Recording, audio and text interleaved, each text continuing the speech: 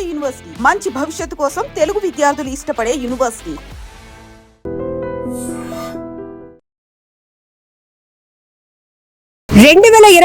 సంవత్సరం ఏప్రిల్ 15వ తేదీన ఒక దారుణమైన ఘటన విశాఖ జిల్లాలో జరిగినప్పటికీ రాష్ట్రాన్ని వణికించేసినటువంటి అని ఒక ప్రధాన నిందితుడు ఒక కుటుంబంపై కక్ష కట్టాడు, పగ పెంచుకున్నాడు. ఆ కక్ష సాధింపుతో కత్తిని దూసి ఒకే కుటుంబంలో 6గురిని హతమార్చినటువంటి నేర ఘటన ప్రతి ఒక్కరిని కూడా వణికించేసింది, తీవ్ర భయాందోళనకు గురి చేసింది.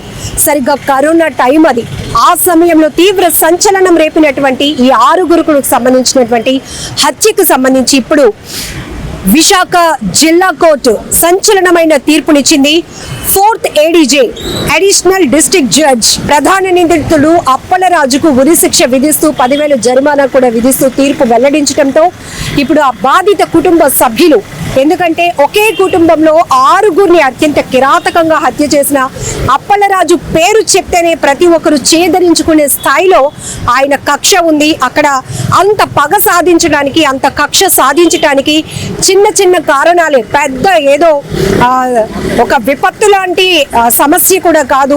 వాళ్ళ మధ్యలో కుటుంబాల మధ్యలో జరిగిన భూ తగాదా కావచ్చు, అలాగని దాని నుంచి వచ్చినటువంటి ఒక మెసేజ్ ఏదైతే ఉందో ఈ ప్రధాన నిందితుడు అప్పలరాజు కూతురికి ఇప్పుడు ఎవరైతే ఈ కుటుంబంలో మొత్తం తండ్రిని, అత్తని, భార్యని, 2 నెలల పాపని, 6 నెలల పాపని, 2.5 సంవత్సరాల బాబుని, చిన్న అత్తని, మొత్తం 6గురిని కోల్పోయినటువంటి వ్యక్తి బమ్మిడి విజయ్ కుమార్ ఉన్నారు. ఆయన ఏదో వాట్సాప్ లో మెసేజ్ పంపించారు, దాంతోనే ఆయన పగ పెంచుకున్నాడు.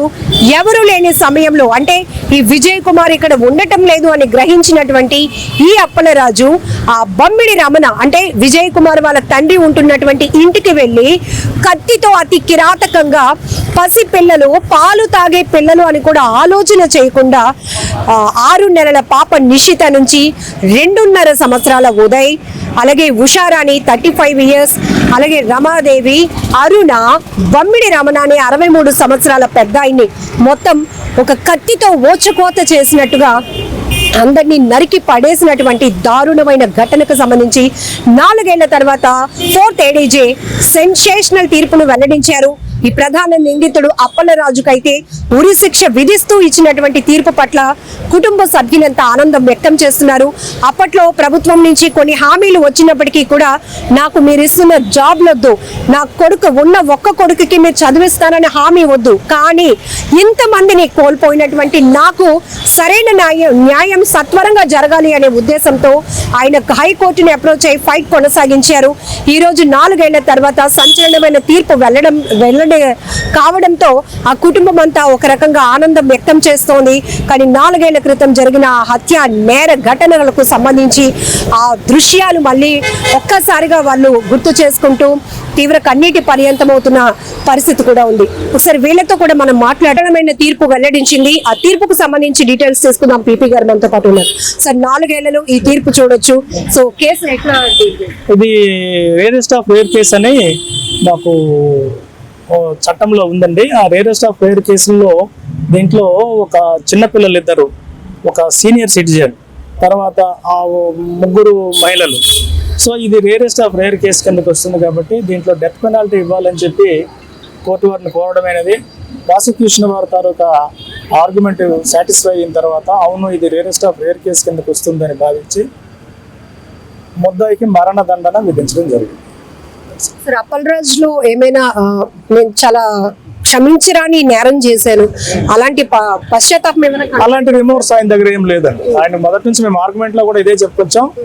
ఆయనలో ఎటువంటి రిమోర్స్, పశ్చాత్తాపం ఆయనలో ఎటువంటి పరిస్థితులు లేదు. ఈవేళ కోర్టులో కూడాను తీర్పు చెప్పినప్పుడు కూడా ఎటువంటి పశ్చాత్తాపం ఆయనలో కనిపించలేదు. ఇంత దారుణంగా పసిపిల్లని కూడా చూడకుండా పాలు తాగే వయసులో ఉన్న పసి పాప నుంచి మీరు చెప్పినట్టు సీనియర్ సిటిజన్ 63 ఏళ్ల బొమ్మిడి రమణ వరకు, అలాగే 3 మహిళలు, మొత్తం 6గురిని ఒకే కుటుంబంలో ఒక కత్తితో విచక్షణ రహితంగా దాడి చేసినటువంటి వ్యక్తి. కారణం ఏం చెప్పాడు సార్? ఎందుకు ఆయన పగ, ఎందుకు ఆ కక్ష? అది కక్షకి పెద్ద బలమైన కారణం అంటూ ఏం కనిపించలేదండి.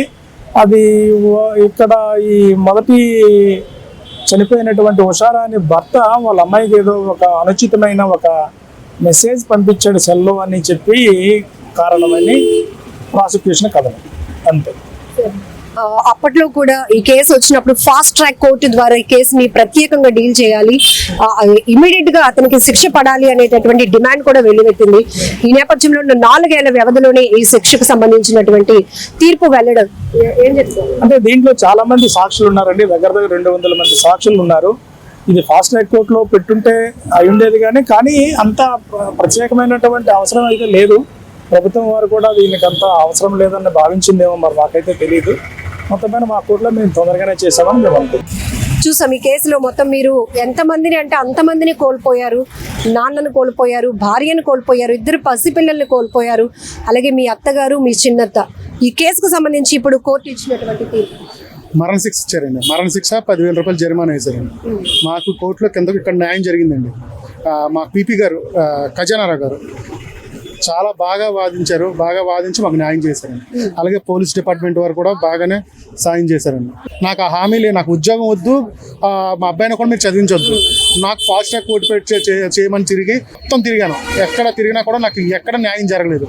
నేను స్వహాన వెళ్ళి మా వైజాగ్లో ఎంరావు గారు లాయర్ గారు ఆయన సలహా మేర హైకోర్టుకి వెళ్ళి రిట్ తెచ్చి ఇక్కడ వాడిని మళ్ళీ వాడు రిలీజ్ అయిపోయాడండి.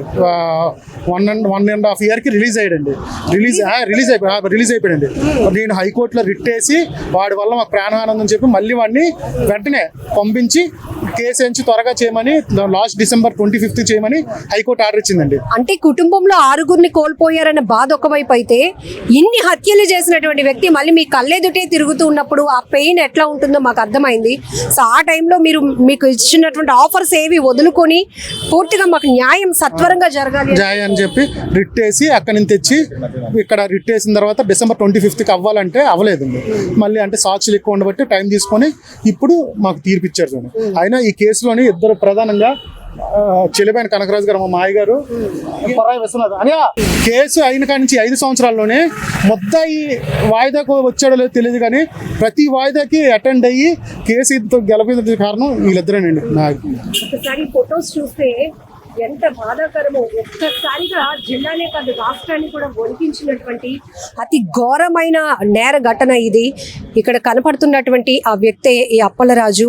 ఒక మానవత కోణాన్ని మరిచి నేను కూడా ఒక మనిషిని అనే విచక్షణ కోల్పోయి అతి కిరాతకంగా ఇవి మీరు చూస్తే కూడా మీ గుండెలు గుబులు మంటాయి.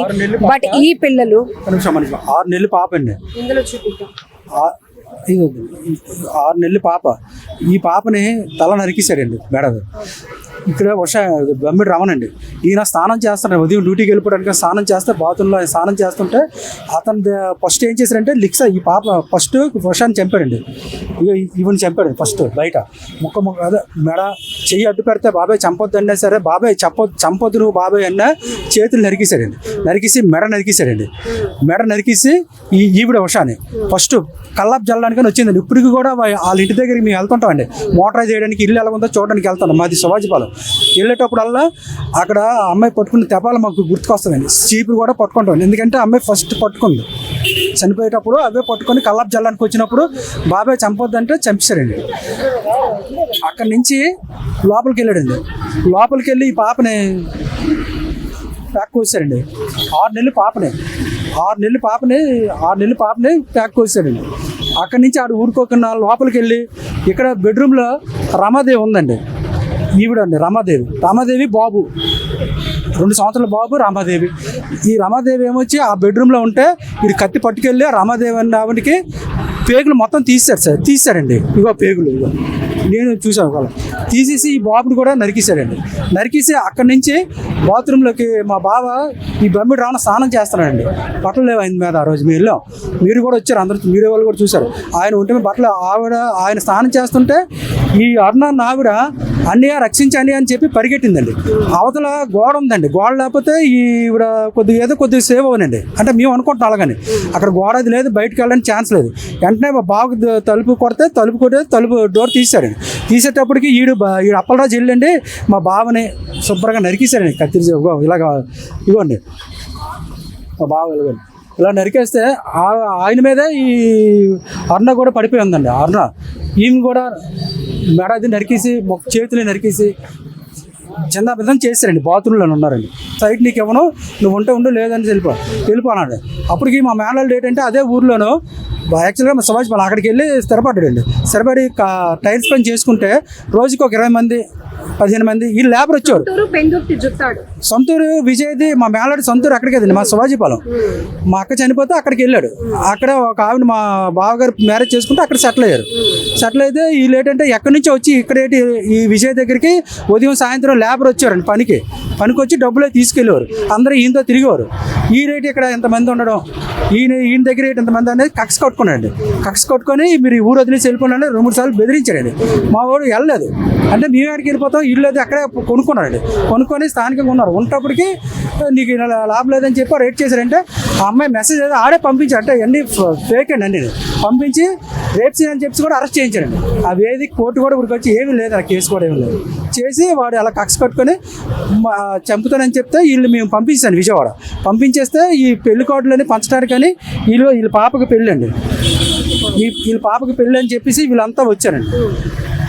వీళ్ళంతా వచ్చిన తర్వాత నైట్ పడుకున్నారండి. నైట్ పడుకునేటప్పుడు కూడా ఆడు మా దుర్గాప్రసాద్ అని మా మేనల్డ్కి ఫోన్ చేశాడండి. అప్పలరాజు విసిరికాయలు ఇచ్చి వదిలేశాడు. మళ్ళీ మా మేనల్డ్ విజయ్ దుర్గాప్రసాద్ చేస్తే వాడు ఫోన్ తీయలేదు. అప్పటికి మా విజయాలతో చెప్పారట, వాడు ఫోన్ చేశాడు ఎలాగ అనియా బతిన అప్పలరాజు అంటే వీళ్ళు పెద్దగా తీసుకోలేదు ఆ విషయాలుగా. ఫిర్యాదు చేస్తాను తెల్లవారు లేచి వాళ్ళు ఎప్పుడు లేస్తారని. ఇప్పుడు ఇదివరకే ముందు చెప్పాను కదండి, కల్లాపు చల్లడానికని మా మేనగోళ్ళు మా కూతురు అదే మా వదిన గారు అమ్మాయి బయటకు వచ్చింది. రాగాలి హుషారాలి మా వదిన గారు అమ్మాయి. ఆ అమ్మాయి రాగాలి కల్లాపు జల్లి చెప్పాను కదండి. ఇప్పుడు అక్కడ చీపురు తెప్పలు కూడా అక్కడ ఉంది.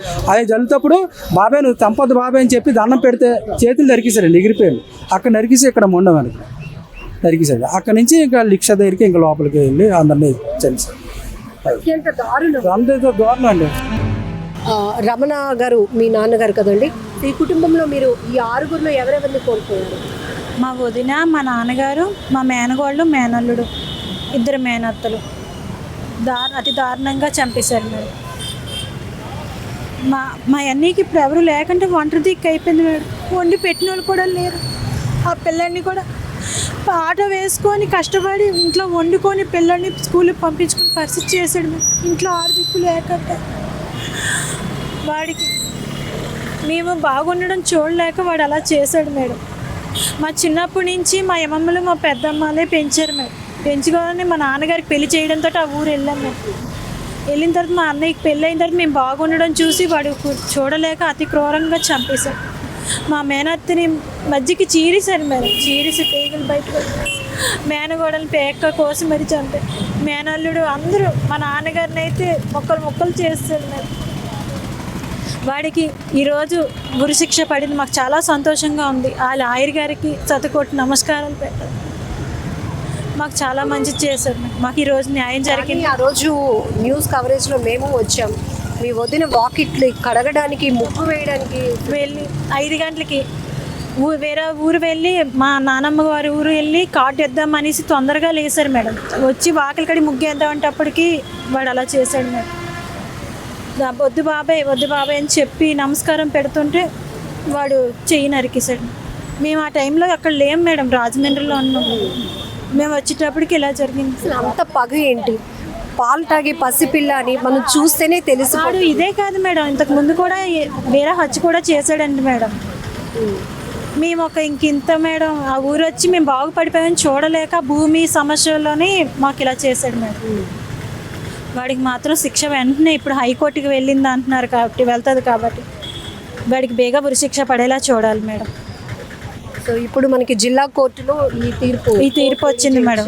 అవును మేడం.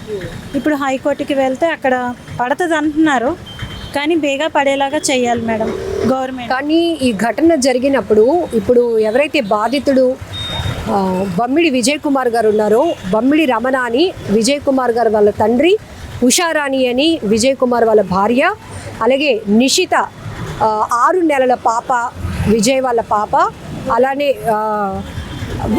ఉదయ్ నందన్ తను బాబు ఒక ఎన్ని ఇయర్స్ ఉంటాయి, 2.5 ఇయర్స్ ఉంటాయి విజయ్ వాళ్ళ బాబు, అలాగే విజయ్ వారి అత్త రమాదేవితో పాటు చిన్నత్త గారు అరుణ. మొత్తం ఒక వ్యక్తి ఒక దారుణమైన ఘటనలో 6గురిని కోల్పోయారంటే ఆ ఘటన నుంచి కోలుకోవడం కూడా చాలా చాలా బాధ.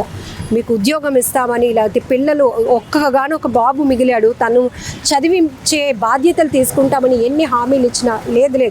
ఇవన్నీ నాకు కంటి తుడుపు చర్యలు మాత్రమే. కానీ నాకు నిజమైన న్యాయం జరగాలి అంటే ఎవరైతే ఇంత హత్యా నేరానికి పాల్పడి 6గురిని పొట్టన పెట్టుకున్నాడో, కత్తితో విచక్షణగా దాడి చేసిన వాడిని ఇమ్మీడియట్గా ఉరి తీయాలి అనేది అతను 4 ఏళ్ల నుంచి ప్రధానమైన డిమాండ్గా కొనసాగిస్తూ ఈరోజు హైకోర్టుని అప్రోచ్ అయ్యి కూడా బెయిల్ పైన 1.5 సంవత్సరాలకే అతను బెయిల్ పై వచ్చి బయట తిరుగుతున్నాడు అప్పలరాజు.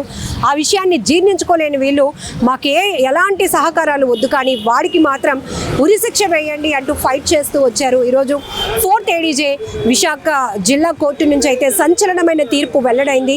అప్పలరాజుకి ఉరిశిక్ష విధిస్తూ వచ్చినటువంటి తీర్పు పట్ల కుటుంబ సభ్యులు ఆనందం వ్యక్తం చేస్తున్నారు. మీరు ఆ రోజు ఒక్క బాబు మాత్రం మీతో ఉండిపోయాడు కదా, ఆ రోజు ఏం జరిగిందమ్మా? ఆ రోజు మేము వెళ్ళవలసిందండి వాళ్ళతో పాటు. కానీ ఆ రోజు మా ఆయన గారు ఉదయం నేను దింపుతాను, సింహాచలం వెళ్తాను, నేను దింపుతాను, అక్కడ దింపేసి నేను వెళ్తాను అనగానే నేను ఉండిపోయానండి.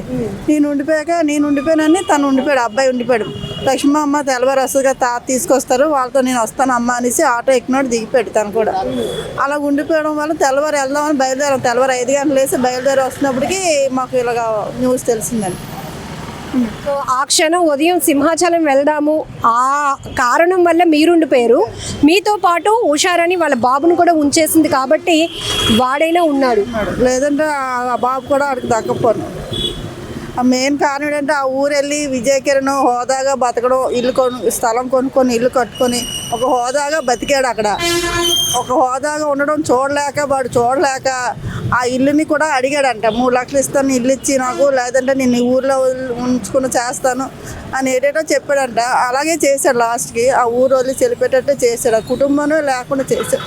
ఆ రోజు మీరు వెళ్ళారు కదా, అక్కడ పరిస్థితి అలా దారుణం అంటే దారుణం. ఎక్కడ అంత దారుణం, సినిమాలో కూడా అంత దారుణంగా జరగదేమో, అంత దారుణంగా చేశాడు అనమాట. ఇప్పటికీ వెళ్తూ ఉంటాం అలాగా, ఒక ఇంటికి వెళ్ళి చూస్తే మనుషులు కనబడతారు. ఇల్లు చూస్తే ఆడో తప్ప ఇంక చేయగలిగిందే. ఇప్పటికైనా కాకపోతే లేటుగా వచ్చిన తీర్పు లాయర్ గారికి, జడ్జి గారికి మా కృతజ్ఞత చెప్పుకున్న మంచి తీర్పు ఇచ్చినందుకు. ఇందులో 2 నెలల 6 నెలల పాప, 2.5 సంవత్సరాల బాబు, అసలు ఆ రోజు ఆ సిచ్యువేషన్ చూస్తే మర్చిపోలే. ముందు రోజు మా ఇంటికి వచ్చారు. అసలు ఎంత మర్చిపోలేకపోతున్నామండి ఆ రోజు అయితే. మా ఆయనగారు అయితే సంవత్సరం వరకు పిల్లల్ని ఎవరిని ఎత్తుకోరు. అలాంటిది ఆ పాపను ఎత్తుకొని ఆ రోజు ముద్దులాడి ఎంత దీనిగా అమ్మాయి పాపేటమ్మ ఎంత తెల్లగా వచ్చింది, ఏటి రాస్తామా అని ఆస్కలు కూడా ఆడారు. అలాంటిది ఆ రోజు మర్చిపోలేకపోతున్నానండి. ఆ చిన్న పిల్లడు అలా జరిగిపోయిందన్నమాట. ఆ రోజు ఆ పిల్లల్ని చూసి ఉండమని ఎంత బతిమలాడానో, ఉండండి ఒక్కరోజు ఉండండి అంటే ఉన్నారు కాదు. టాబ్లెట్లు తెచ్చుకోలేదు, షుగర్ టాబ్లెట్లు. రోజు ముందు పూట వరకు మీ దగ్గర ఈ టైం వరకు ఉన్నారు మా ఇంటి దగ్గర. ఈ టైం వరకు ఉండండి, ఒక్క రాత్రి ఉండండి, తెల్లవారులేసి అందరం వెళ్ళిపోదాం, అందరం కలిసి వెళ్దామని కానీ అన్నానండి. అంటే వచ్చాం, టాబ్లెట్లు తెచ్చుకోలేదు, టాబ్లెట్లు వేసుకోవాలి, పిల్లలకి కూడా జ్వరం, ఆక్సిజన్ అనేది పెట్టాలి అని ఉన్నారు కాదు. వెళ్ళిపోయారు. నన్ను కూడా వచ్చిమంటే సరే బయలుదేరిపోయి దిగి వచ్చుతుంటే మా ఆయనగారు అన్నారు, రేపు నేను సింహాచలం వెళ్తాను అంటే మా పాపన మా బాబు మా మనవడు వచ్చారనమాట. ఉగాది కదా, పండగకు వస్తారు. వాళ్ళు ఉన్నారు కదా, ఇంకా రైటు పిల్లడి గట్టి చిన్న పిల్లడు అనమాట. అప్పటికి బాబు ఏడిస్తే ఇబ్బంది అవుతుంది, నేను సింహాచలం దేపెడతాను, నేను వెళ్తాను సింహాచలం, నేను అక్కడ జొత్తాడులో దింపేసి నేను అలాగే సింహాచలం వెళ్తాను, ఉండిపో లక్ష్మి అని అన్నారు. సరే అనేసి నేను ఉండిపోయానని అబ్బాయి అమ్మ లక్ష్మీ అమ్మ ఉంది కదా, లక్ష్మీ అమ్మతో నేను తెల్లవారు తనే ఆ పిల్లడు అడిగాడు, మా అమ్మ వస్తుంది కదా, మా అమ్మతో నేను వస్తాను, నువ్వు వెళ్ళిపోండి అమ్మ, మా అమ్మ తాత దేపెడతారు కదా, తెల్లవారు నేను వస్తాను అనేసి అన్నాడు. సరే అని చెప్పేసి ఉంచి 20 రూపాయలు కొనుక్కోవడానికి డబ్బులు అడితే 20 రూపాయలు కూడా ఇచ్చింది వాళ్ళ అమ్మ రోజు. దారుణం అసలు ఎక్కడ కూడా జరగదు. మానవత్వం ఎంత నశించిపోద్దని మేము అసలు అనుకోలేదు. అది అసలు మూర్ఖుడు కాబట్టి నోరు లేని పిల్లలు ఎలాంటి దొంగలకైనా రౌడీలకైనా చిన్నపిల్లల్ని చూస్తే కొంచెం జాలి అనిపిస్తుంది. ఈడకి ఆ జాలి కూడా లేదు. ఈరోజు నా భార్య నా పిల్ల ఏమైపోద్ది అని అడుగుతున్నాడు. 5 నెలల పిల్లని నరికినప్పుడు ఆడికి భార్య ఆ పిల్లల మానవతం కనిపించలేదు. ఆడికి కోర్టులో అడుగుతున్నాడు జడ్జి గారిని. ఈరోజు ఆడికి భార్య పిల్ల గుర్తొచ్చింది ఆడికి. అలాంటి ఒక తల్లి కన్నా పిల్లలే కదా చిన్న పిల్లలు, 6 నెలలు 5 నెలల పిల్ల 5 నెలల పిల్ల 6 నెలల పిల్లని నరికినప్పుడు నీకు గుర్తు రాలేదా? నువ్వు అసలు ఇంతవరకు కోర్టు ఇంతవరకు అసలు కాలయాపన చేశారు కదా. మీరేమంటానండి కానీ నాకు ఏ శిక్ష ఇచ్చినా పర్వాలేదు, కానీ ఆడికి ఈ శిక్ష కూడా నా దృష్టిలో అయితే మాత్రం తక్కువే. ఆడికి ఉరి శిక్ష అనేది కూడా తక్కువ, నేనే చెప్తున్నానండి. ఉరి శిక్ష అనేది చాలా తక్కువ, చాలా చిన్న శిక్ష ఆడికి బాబాయ్ బాబాయ్ బాబాయ్ బాబాయ్ అని చెయ్యి పెట్టి దండం పెట్టిన పిల్లని చెయ్యి నరికాడు. ఆ చెయ్యి అక్కడికి వెళ్ళి పడింది, అక్కడికి వెళ్ళి నరికి పడేశాడు. ఆ నరికి పడేయడంతో మేము ఎలా పోల్చుకున్నాం తెలుసా? ఆ పిల్లకి కాళ్ళు యాక్సిడెంట్ అయ్యింది అమ్మాయికి 1 సంవత్సరం కిందట. అప్పటికి ఉషాకర్ ఆ 2 ఏళ్ళు ఆటోలోని పడిపోయి కట్ అయిపోయి అన్నమాట. ఆ వేలుని చూసి గుర్తుపెట్టుకున్నాం మేము. 1 రూపాయలు ఇస్తాను దాన్ని వదిలేయండి, 1 రూపాయలు కోర్టుకి స్టేషన్ కడతానన్నాడు పోలీసులకి. ఓపెన్ గా చెప్పిన స్టేట్మెంట్కి కూడా వాళ్ళు భయపడకుండా కోర్టు వదిలేసింది వాళ్ళని. అప్పుడు వదిలేస్తే మళ్ళీ హైకోర్టుకి వెళ్ళి అప్పీల్ చేసుకొని మేము చేసుకుంటే మళ్ళీ అప్పుడు జైల్లో పెట్టారు. బాడీలు ఉంటుండగా స్టార్ట్ మీ ఫ్యామిలీని చంపేశాను రా. మాకు ఫస్ట్ ఫోన్ మాకే వచ్చింది. వాళ్ళు చంపిన తర్వాత 6:20 అయింది కరెక్ట్గా మాకు ఫోన్ వచ్చినప్పటికీ. వీళ్ళిద్దరు భార్య భర్తలు ఇద్దరు సింహాచలం వెళ్ళిపోవడానికి సింహాచలం వెళ్ళి ఆ పిల్లల్ని ఎక్కించుకున్నారు మధ్యలో. ఆ అబ్బాయి రాత్రి మా ఇంట్లో పడుకుండిపోయాడు అనమాట. నేను వెళ్ళను అనుకోని ఉండిపోవడం వల్ల ఆడు బ్రతికాడు అక్కడ. వీళ్ళిద్దరు ఎంతమంది తెలిసి చనిపోవాల్సిందే. మాకు ఆ ఫోన్ కానీ రాకపోతే వీళ్ళు వెళ్ళిపోతారు ఆ ఇంటికి. మాకు మధ్యలో ఆ ఫోన్ మా అబ్బాయికి వచ్చిందన్నమాట. అరే మా అబ్బాయి లెగిసి సెట్ వేసుకున్నాడు, వాళ్ళు వెళ్ళిపోవడం ఇంటికి. అప్పలరాజు నుంచో ఎక్కడి నుండి వచ్చింది. మొత్తానికి ఎవరో ఫోన్ చేశారు, అరే మీ ఫ్యామిలీని అందరిని చంపేశాడు రా అప్పలరాజు కూడా అంటే, అలాగరా ఏం మాట్లాడంటావు? లేదా సరే ఆడు ఫోన్ చేస్తాను, ఆడి దగ్గర ఫోన్ తీసుకున్నారే వినయ్ నిజమే చంపిస్తాను రా నిజంగా చంపిస్తాను రా మీ వాళ్ళందరినీ అని క్లియర్గా చెప్పాడు. అప్పుడు చెప్పడంతో మా అబ్బాయి అన్నాడు, అమ్మ ఉషాలను చంపిస్తానంట అమ్మ అప్పలరాజు గారు. కానీ అమ్మ మేమైతే అక్కడికి వెళ్ళేంత వరకు నాకు ఇంకా గుండెల్లో చెప్తుంది ఏంటంటే, అమ్మ ఎక్కడో ఉన్నారు పుట్టిన ఎక్కడ పారిపోయారేమో, ఎవరైనా ఒకళ్ళు చంపుతారు, ఒకళ్ళు పారిపోయారేమో. ఇంకా మిగతా అందరూ ఎవరో ఒకరైనా ఉంటారు కదా, ఎవరో ఒకళ్ళు పారిపోయారు ఉంటారు. ఎవరో ఒకళ్ళు చంపిస్తూ ఉంటాడు, అయితే వర్షం చంపిస్తాడు కదా, అయితే మిగతా వాళ్ళందరూ పారిపోయారేమో అన్న దృష్టితోటే వెళ్ళాం. అక్కడికి వెళ్ళేటప్పటికి ఇంకా అంత దూరం అంతా మా తమ్ముడు పరిగెట్టి కూడా వచ్చి మొత్తం అందరినీ చంపించాడు.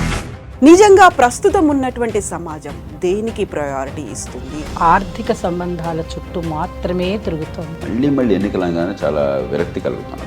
మంచి అనిపిస్తుంది కదా, లేడీస్ కూడా ఛాలెంజింగ్ జాబ్స్ చేసినప్పుడు చాలా బాగుంటది. ట్రాఫిక్ అసిస్టెంట్స్ గా నియమించిన ట్రాన్స్జెండర్స్ అందరితో సాల్యూట్ చేయించుకుంటున్నారు. ఫుడ్ డెలివరీ ఇవ్వటానికి వెళ్ళినటువంటి డెలివరీ బాయ్ అనిల్ పై కళ్ళ ముందు